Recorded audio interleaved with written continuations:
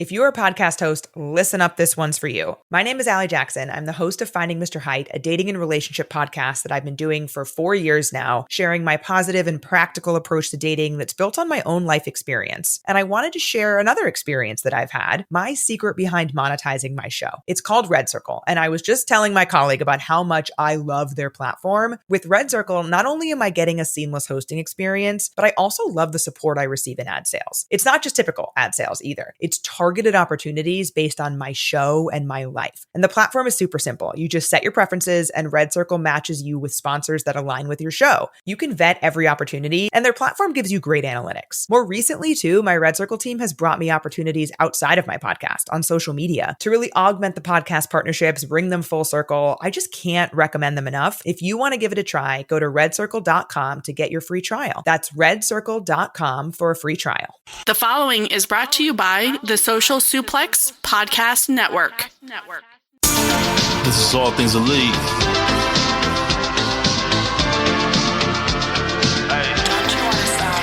Welcome back to All Things Elite. Load up the pod, man, it's on when we speak. Rich right here, let me warm it up for Austin and Floyd. Couldn't be no one but the boys. When it come to All Things Elite from the fan perspective, swear, man, it ain't no question. Hear from them first. Swear, man, they putting in the work. No, they had to get me for the verse. Social Suplex Network's on. Hours at a time in your headphones. Austin and Floyd on the microphone. Backing out on the ring, getting in the zone. Pulling up the show, give it 7 stars, you already know. Who else could it be but the show with the proclivity for positivity? I'm gone.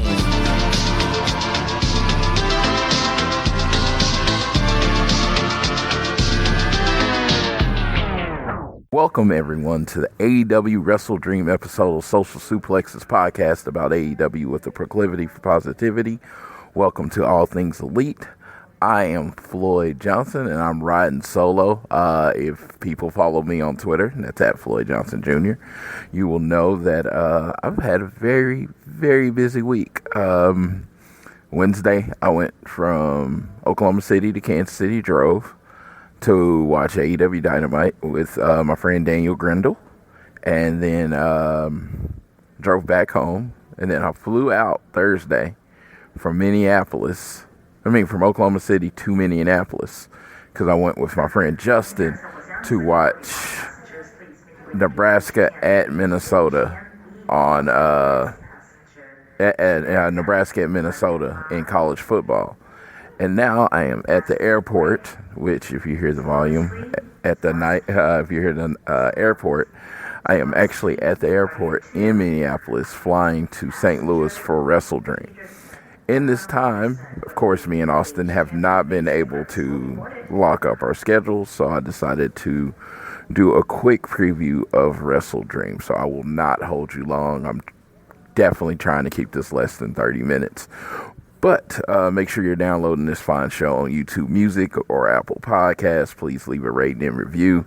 If you're so inclined, you can also follow us at AT Elite Pod, at Social Suplex, at Austin Sumowitz, and at Floyd Johnson Jr. on Twitter. I also just throw out this always, I use Podcast Republic. That's another good app to use to download and keep track of your apps. All right, so I'm going to jump right into this because I'm not in a rush. I'm waiting on my airline, but definitely want to get into the show and get you out of here on this Saturday, October 18th morning. Again, if you hear airline announcements, I apologize. I'm recording at an airport. So, yeah, and it's, 6:20 in the morning. But I definitely wanted to get a show out. First of all, I'll talk about the go-home show from AEW Dynamite. I'm not going to go on long about the show. 3-hour shows are great because I love wrestling, but they're long. And most of the time, tired at the end of the night. I was at the show, and I pretty much was with Daniel, had a great time, got White Castle. No, we did not get White Castle in Kansas City because there is no White Castle in Kansas City. But we got something to eat. I think we did Subway. And then we got to the show, and it was just like, got on my energy drinks. I'm ready to go. But I was on TV They caught me on TV. I'm bright yellow Hurt Syndicate shirt, so a few people caught me on TV. That's cool. But the big thing is, it's a 3-hour show.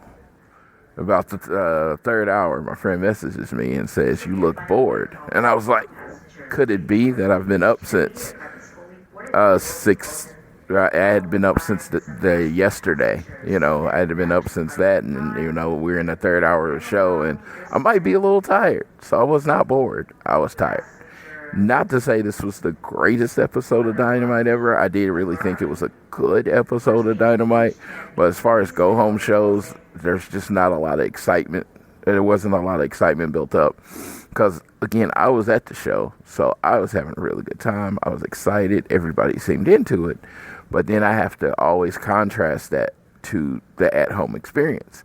And I got home, and I largely online, the podcast I listened to, it just seemed like it was a ho-hum episode of Dynamite.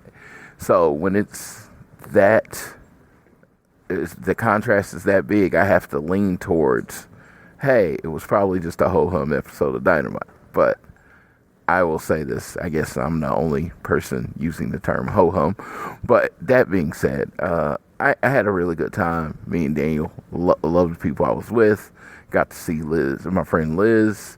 Got to see the same people generally at most shows at all. I could do all my waving and all that stuff.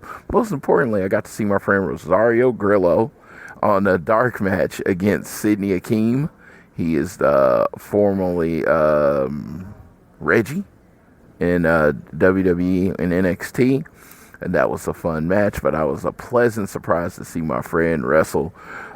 If you don't know about Grillo, he works for AEW, but we met when he was just training at the Nightmare Factory, and he was working as an extra, helping doing lines at meet and greets and stuff. So this person went to All In 2018, basically got inspired, joined the Cody's Wrestling School, Nightmare Factory Wrestling School, one of the first classes. Then, I think he met his girlfriend there now.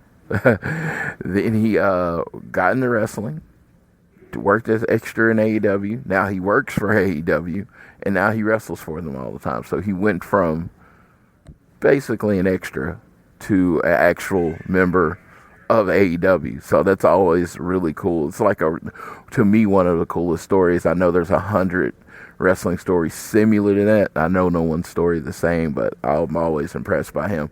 Very proud of him, as in, it's always one of those times where I can say hard work pays off, because I know he probably wants to be the world champion right now, but he's working in the industry. He's on TV. He's on ROH. He's, wrestling every week.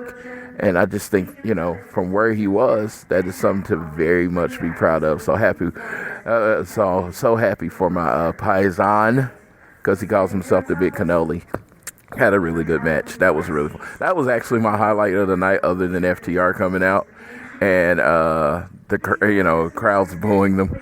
And it's not that. It's just like in a show where it felt like a lot of people didn't get a lot of reactions. They were getting booed, and they're in the third hour, and they're getting booed hard.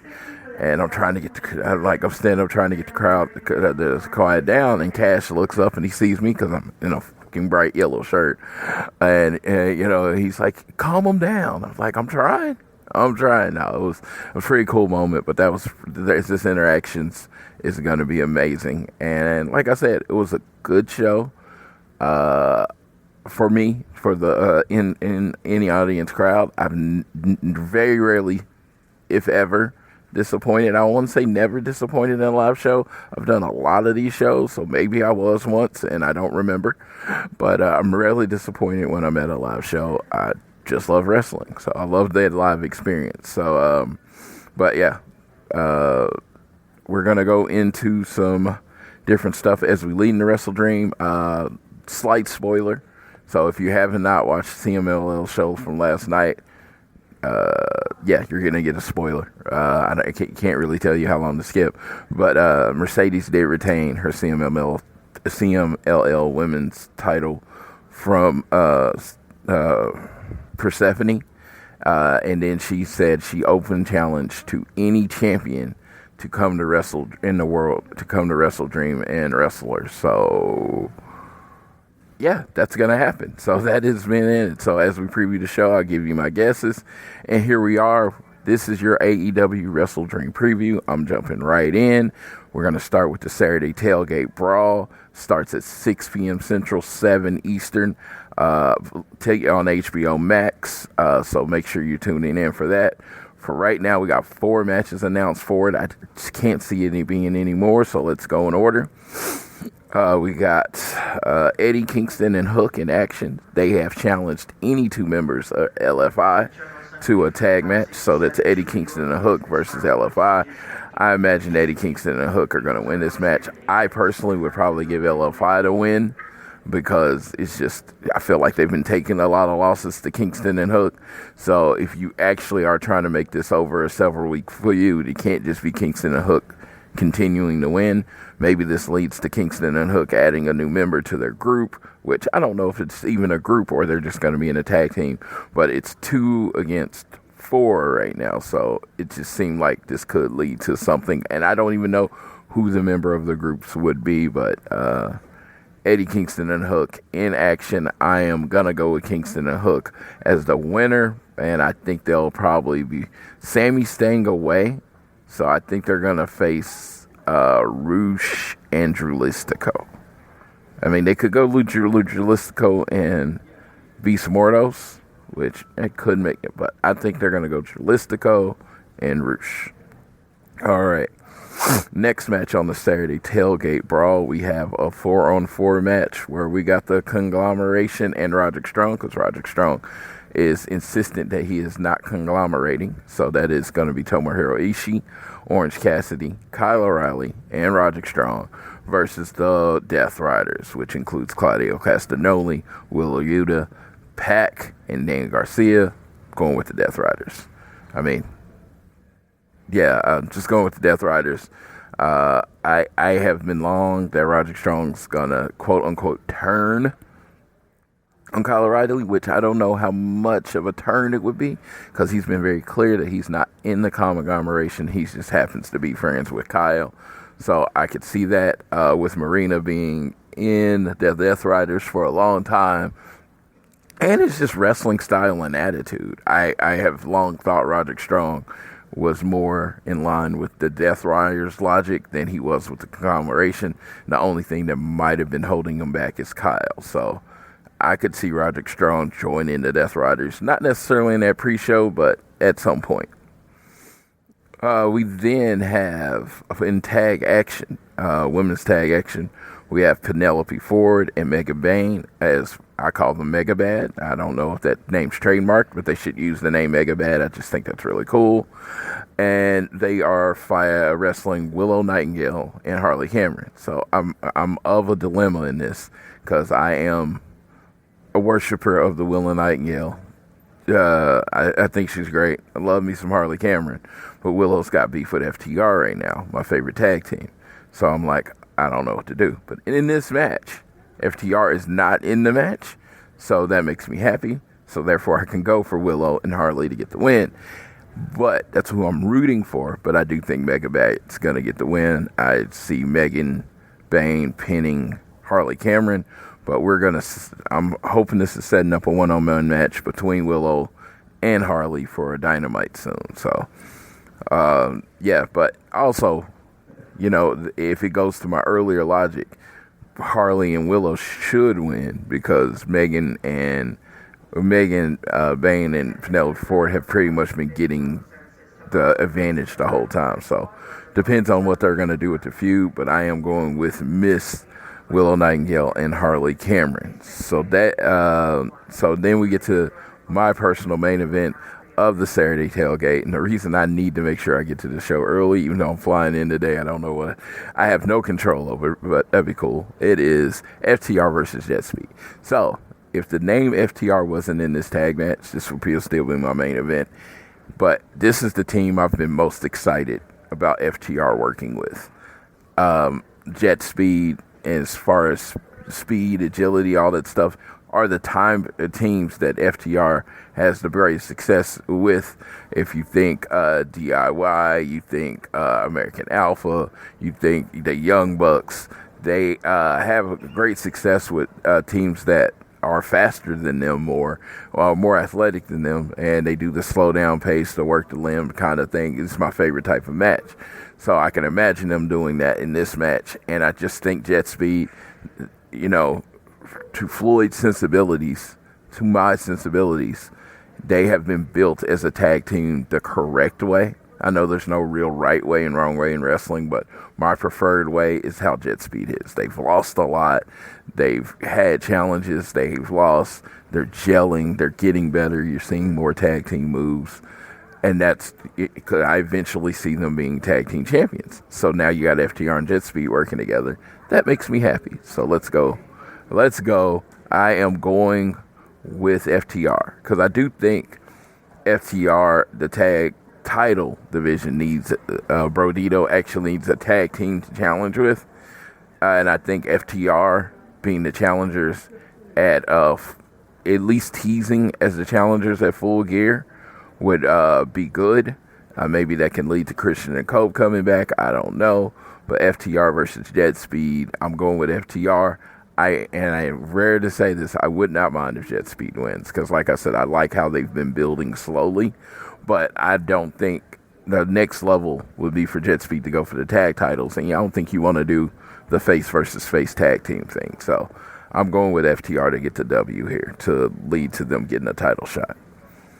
All right, we're on to the main card. I am not going in any specific order, so do not take the order that I talk about these things and what I think is important. I'm just literally going how they're listed on the page.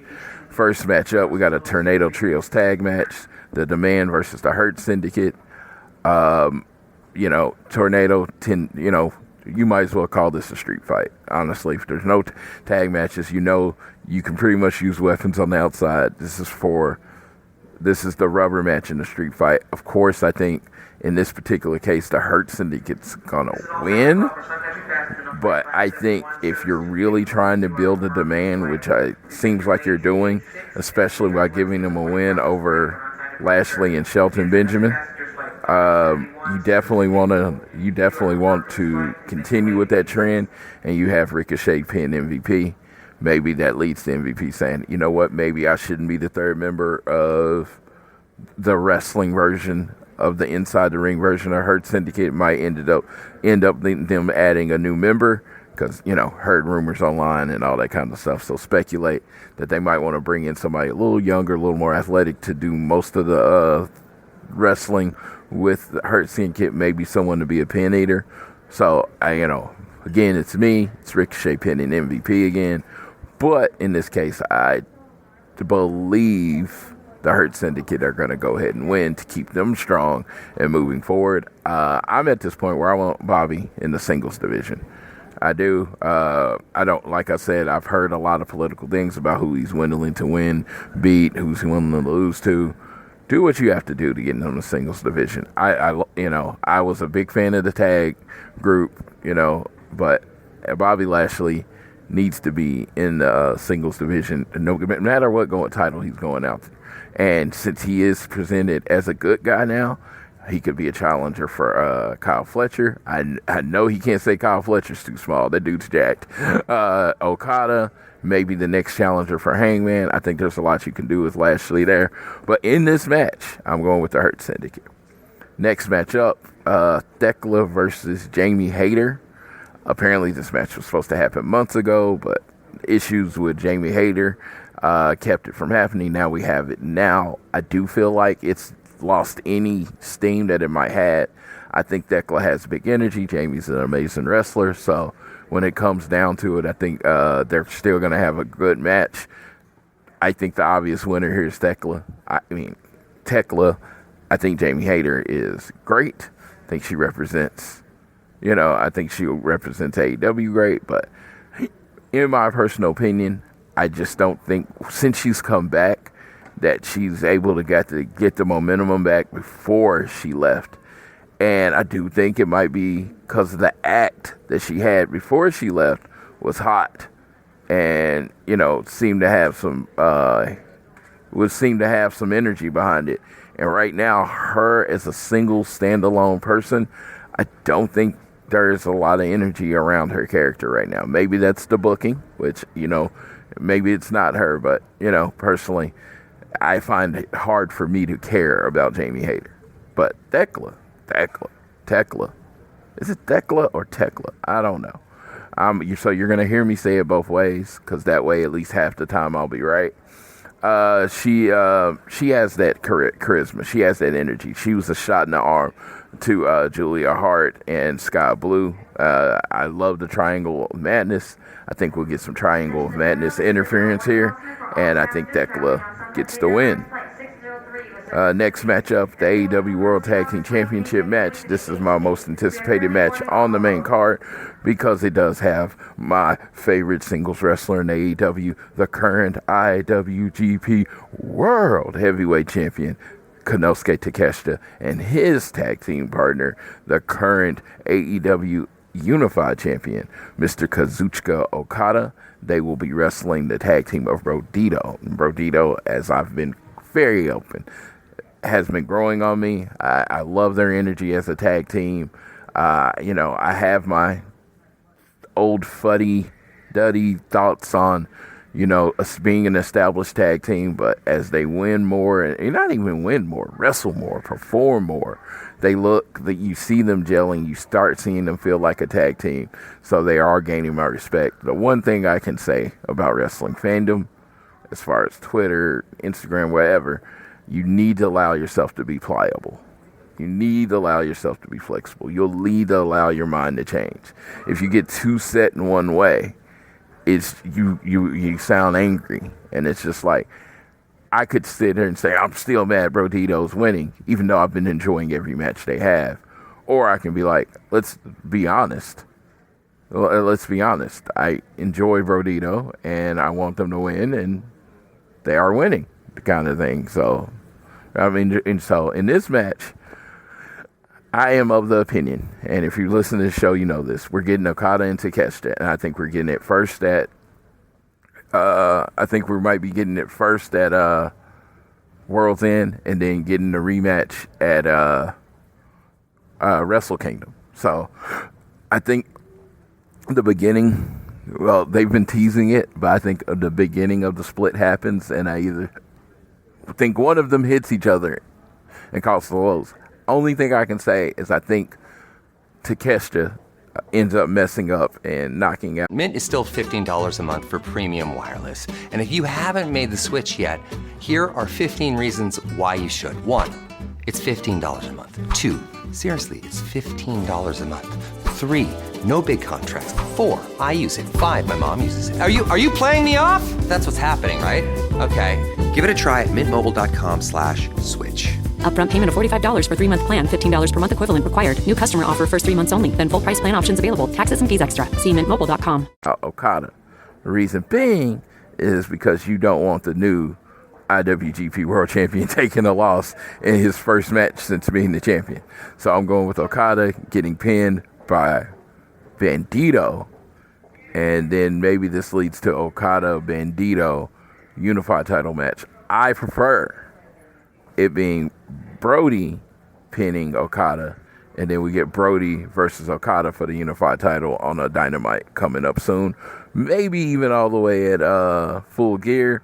But, I think we do need to get some big matches back on Dynamite. We need Dynamite to get that energy. We need that banger match energy. Okada and Brody King main eventing a Dynamite.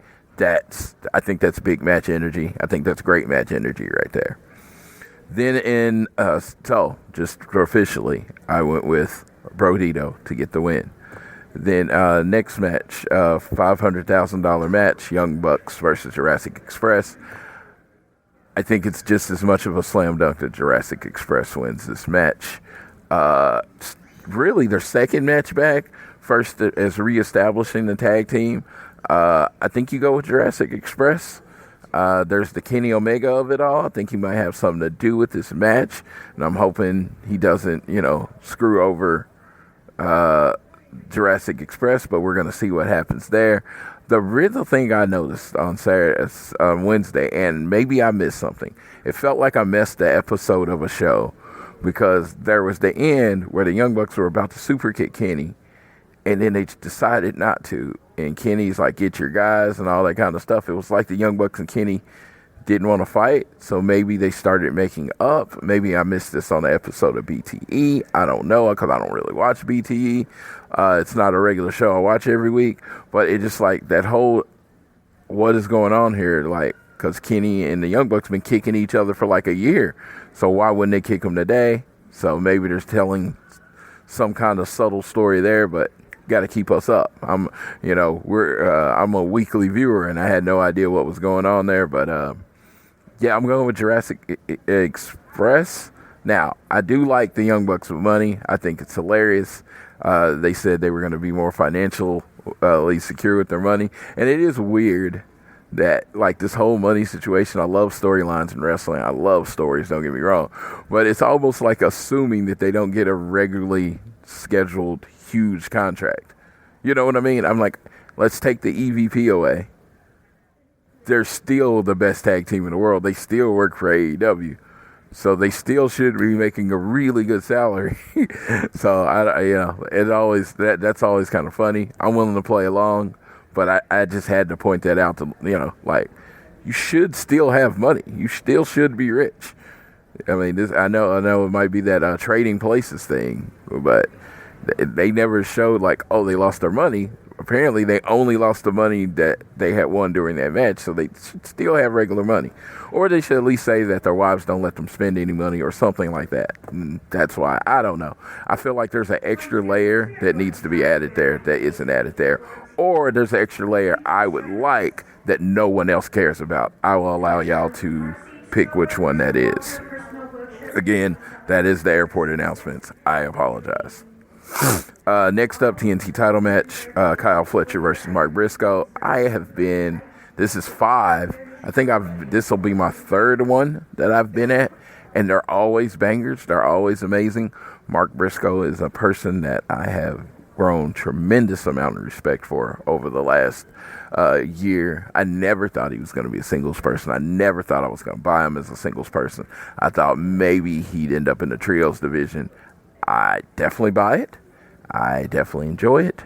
So, but this match, this is the continued elevation of the man known as Kyle Fletcher, who I think will be a true main event figure within the next 6 months to a year. I mean, he was in the main event of a pay-per-view, but I think he will be looked at on that level of Ospreay, MJF, Ospreay, MJF, Hangman within the next 6 months, because he's that tier. Like, if there's a S tier, he's in the tier A or 1 or whatever that next tier is. He's right there. So I'm going with Kyle Fletcher. This match should be a banger. Chris Statlander, Tony Storm. The only logical thing to go with is Chris Statlander for the AEW Women's Championship. I don't think you want Tony Storm getting ridiculous Charlotte Flair-like numbers on the title. So I think at this point in time, I think she is so made now that I think she can take this loss to Chris Statlander, maybe have some interference or something by anybody else. I know some of you don't like the interference. I love the interference. And then maybe it leads to an epic non-title feud for Tony Storm and someone. Now, I don't know who that would be, but I do think she needs to step away from this division and let Chris Statlander, like one of those people that's been there, like she kind of made her name in AEW. Let's see what she has. Let's see if she can carry the division, because the only way you know if somebody can carry the ball is if you give it to them. So give Chris Statlander the ball, let her go in, let her do her thing. I like the idea of her joining the Death Riders and being an asshole, but that didn't seem to be the way to go. So I don't know. Let's see what happens there. All right, and this is where I will throw in the middle match, the Mercedes Open Challenge for the TBS title. She just broke the record. There's this thing where people she broke Jade Cargill's record. She'll be at like 5'11" or something today when she has her match. And she said any champion in the world can come and defend her. I think the champion in the world will be Athena. And I think Athena will beat Mercedes and become your new TBS champion and will be your TBS/ROH champion.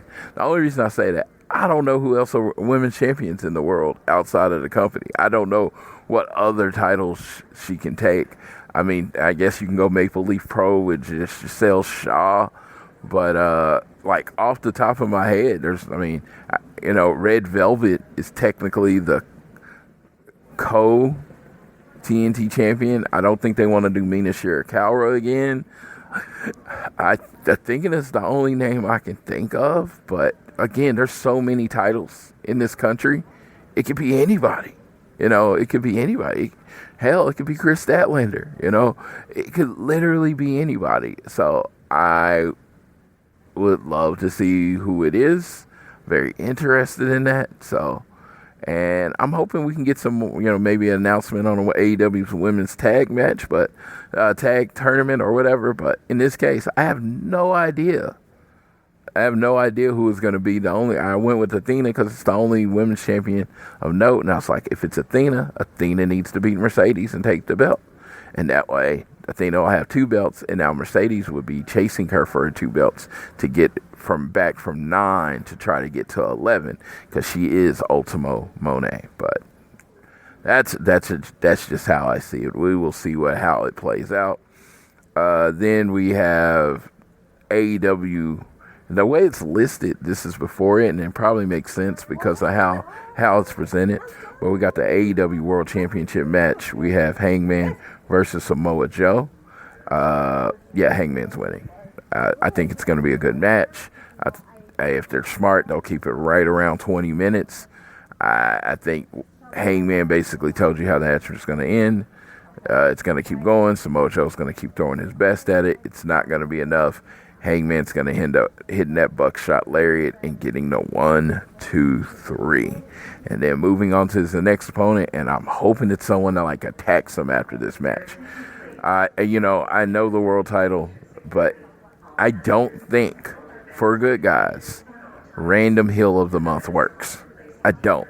I think good guys being world champion have to be in feuds. So I do think they should use this to start up something heavy with him. Because the thing about Hangman, I might not have wanted him to be world champion. It's here or there. We're already there. So we need to figure out what we can do to have the most value with him on champion. They put out the documentary. I have not watched it. I don't know that I will. I mean, I've pretty much lived the Hangman story as far as a wrestling fan. I don't know what else it will add to it to make me see it. But I may watch it because, all things elite. But yeah, I haven't watched it. But I do know this. There is a serious lack of heat in the men's division. Doing this face versus face thing is cool, but they need somebody to come in there and feud. They need somebody that feels like a real threat to Hangman.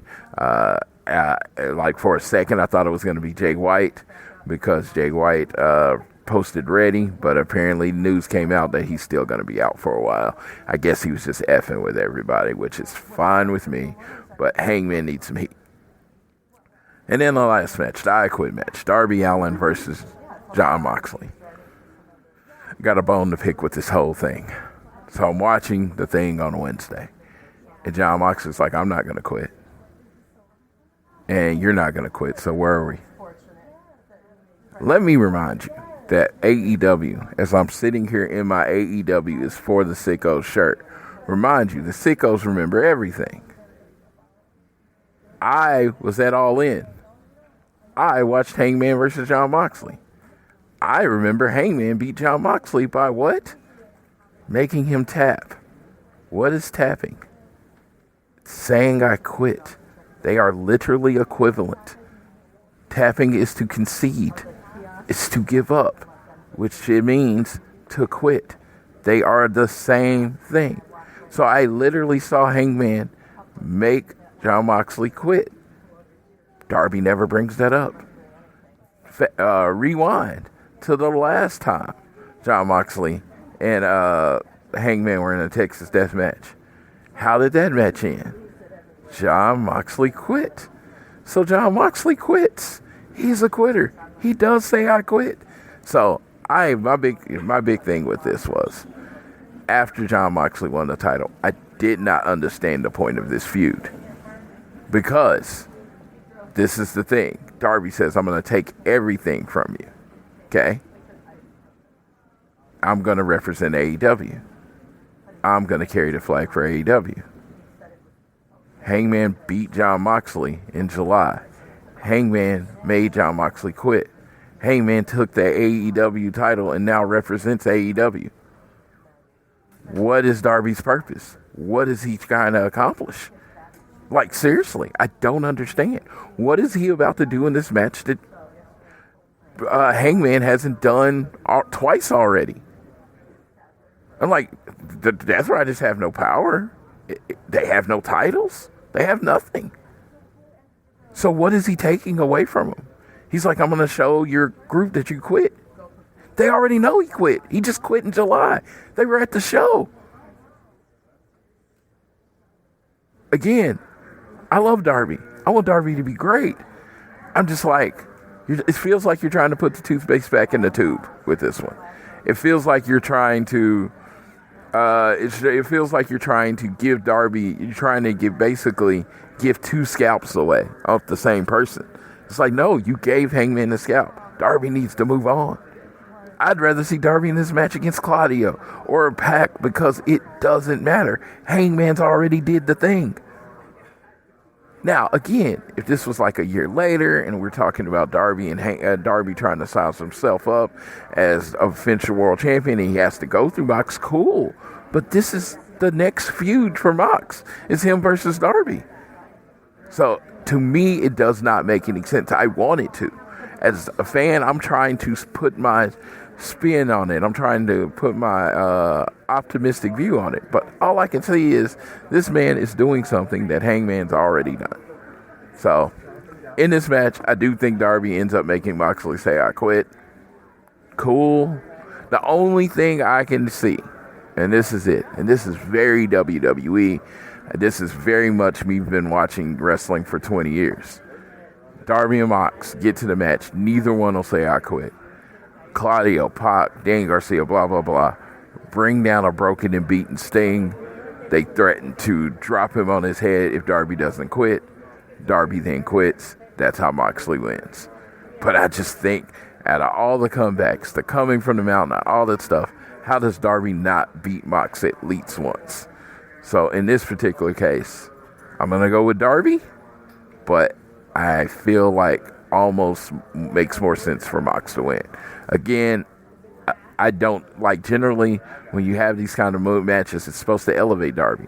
I don't think he'll win, it elevates him, because if you have any decent brain, you've already seen Mox win. So what has Darby accomplished?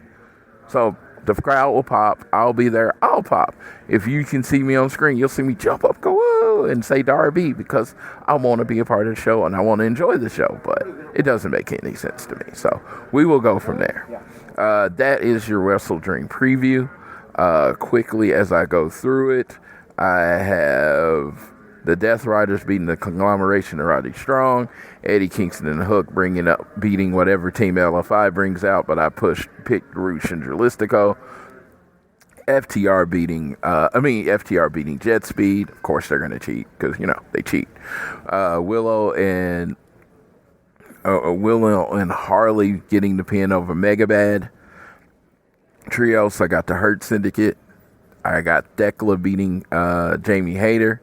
I have Brodito beating Kazuchika Okada and Takeshita. I have Jurassic Express beating the Young Bucks. I have Kyle Fletcher beating Mark Briscoe.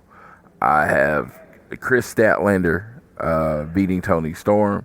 I have Athena being the open challenger for Mercedes and beating her for the title.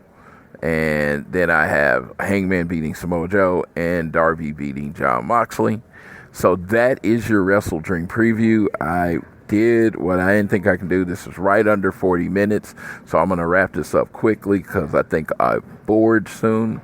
But thank you for all that gave me time. Hope you enjoyed this on your Saturday. Enjoy WrestleDream tonight. HBO Max in the U.S., Prime in the U.S., Triller TV internationally.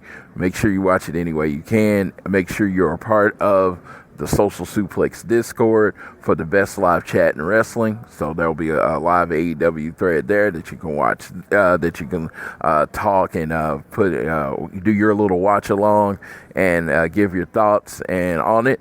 So that's good. And yes, thank you for listening. As I wrap up, just be nice to people.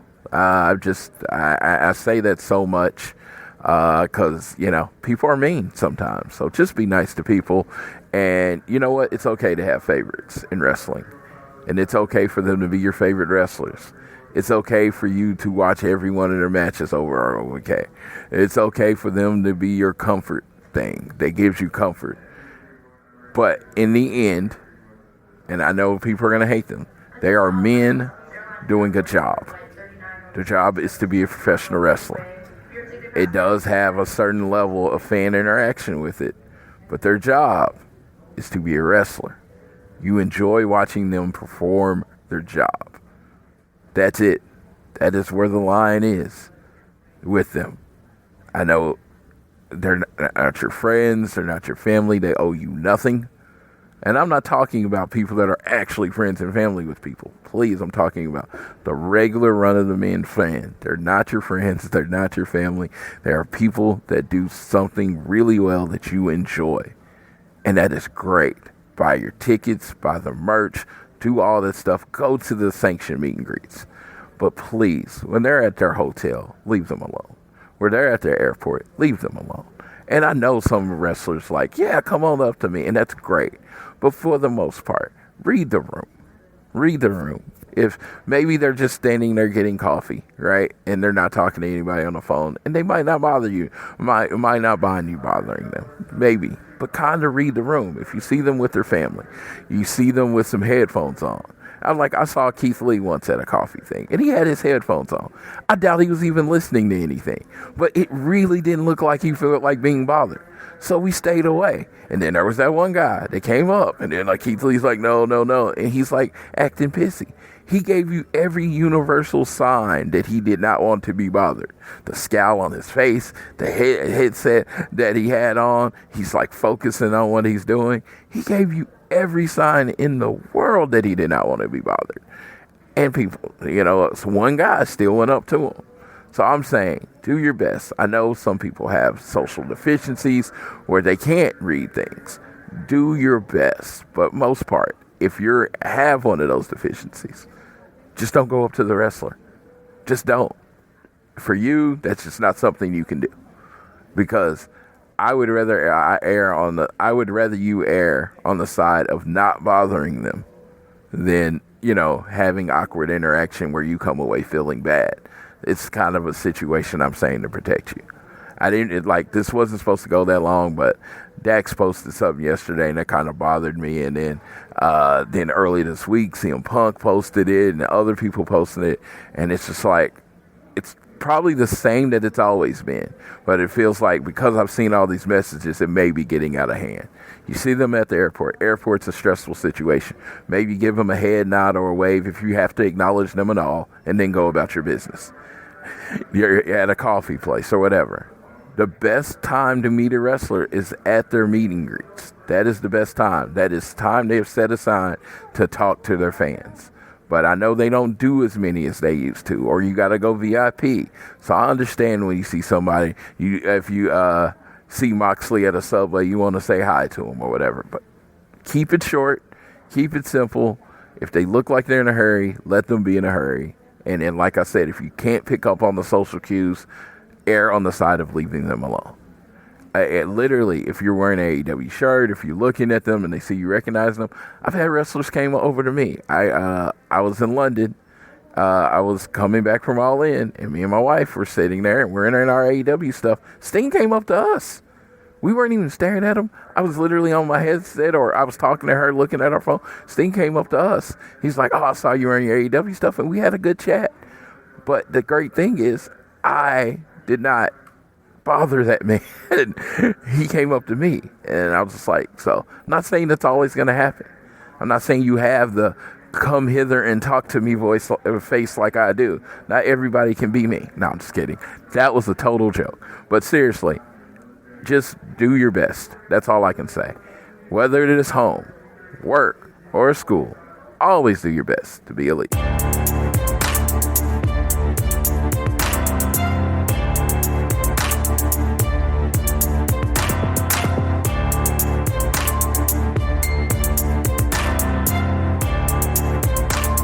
Hey, Ryan Reynolds here from Mint Mobile. Now, I don't know if you've heard, but Mint's premium wireless is $15 a month.